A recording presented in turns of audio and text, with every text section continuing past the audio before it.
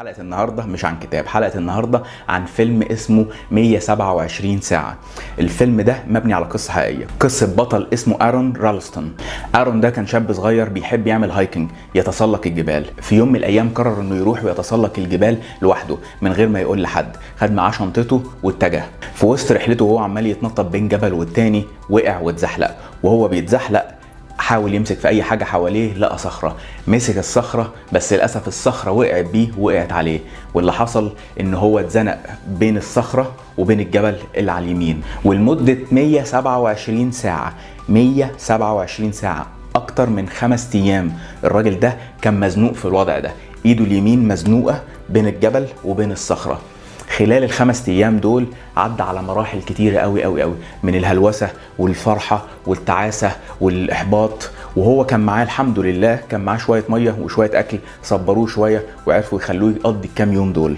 خلال الكام يوم دول حاول على قد ما يقدر بكل الطرق إنه يكسر الصخرة دي، على أمل إنه يطلع إيده منها وعلى أمل إنه يروح بيته تاني. بس للأسف يوم والتاني والتالت والرابع والخامس عدوا من غير أي أمل، من غير ما الصخرة تتحرك من مكانها، مع إنه كان بيحاول باستخدام أداة من الأدوات اللي كانت معاه إنه يحاول يكسر فيها من الجنب على أمل إنه يكسرها، بس ما اتكسرتش. وفي اليوم الخامس لما ابتدى ييأس وابتدى يحس إن خلاص دي نهايته، ابتدى يتخيل، ابتدى يحصل له شوية هلوسة، وابتدى يفتكر حاجات من الماضي، لحظات ندمان عليها، لحظات فرحته وخلته ينبسط.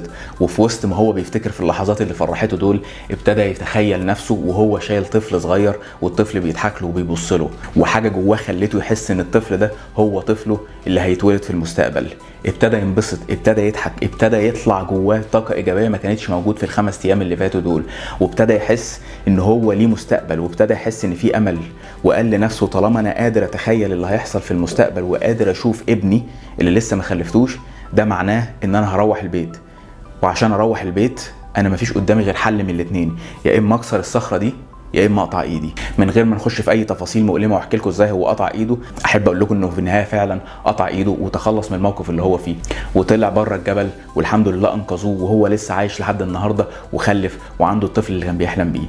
طيب نتعلم ايه من القصه دي؟ نتعلم ان انت لو عندك هدف قوي جدا في المستقبل انت مؤمن بيه فعليا وقادر تشوفه زي ما انت شايف ايدك بالظبط، هيديك طاقة وهيديك حماس يخليك تقدر تتغلب على أي عقبة تقابلها في حياتك، وهيخليك تدفع تمن النجاح ده مهما كان التمن، وهيخليك تقدر تضحي بأي حاجة زي ما الراجل ده ضحى بدراعه عشان بس يعيش في المستقبل وعلشان يشوف ابنه اللي لسه ما خلفوش. فلو عايز تحقق أي حاجة وعايز تنجح في أي حاجة، اتأكد انك رقم 1 مؤمن بنفسك ومؤمن ان انت تقدر تعمل كده.